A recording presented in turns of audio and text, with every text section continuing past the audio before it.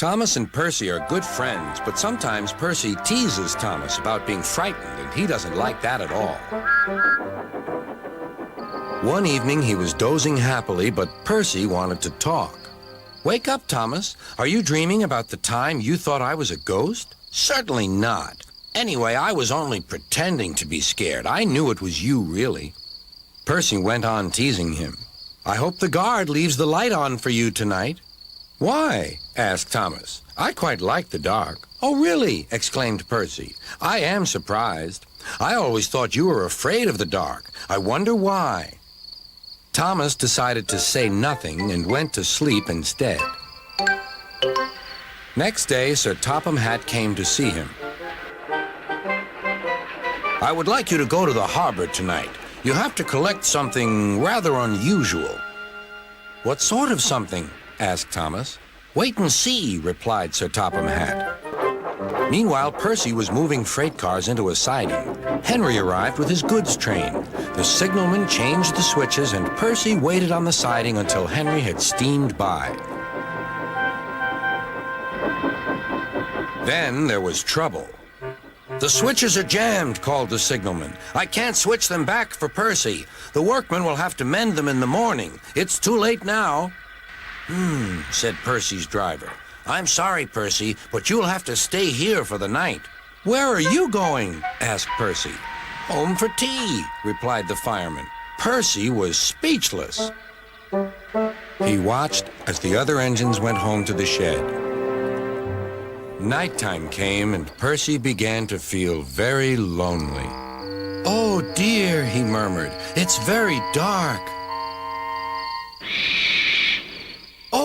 Oh, what's that?"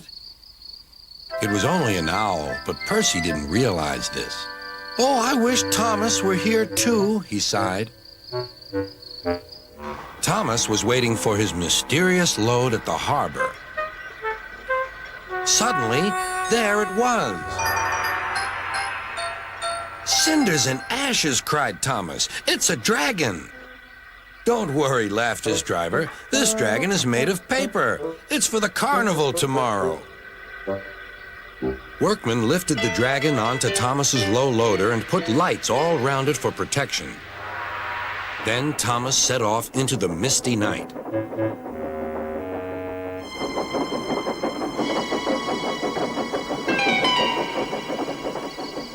Percy was asleep on his siding and had no idea that Thomas was approaching him.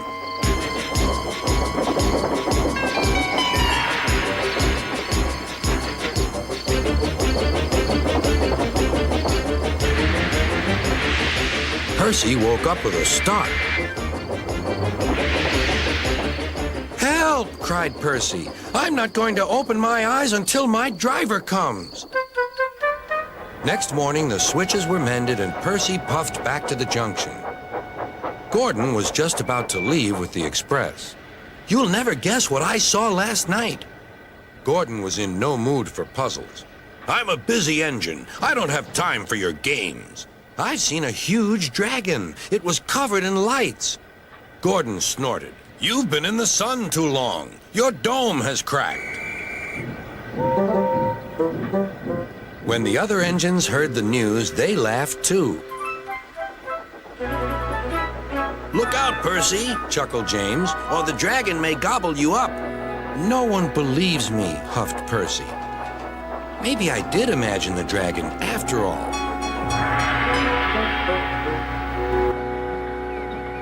But Percy soon found out that he hadn't. "Help! Save me!" cried Percy. "It's all right," whistled Thomas, and he explained about the carnival. "By the way, how was your night out?" Percy decided to tell Thomas the truth. "Well, Percy," said Thomas, "maybe we do get scared sometimes, but if we're not afraid to tell each other, then that means we're quite brave, too."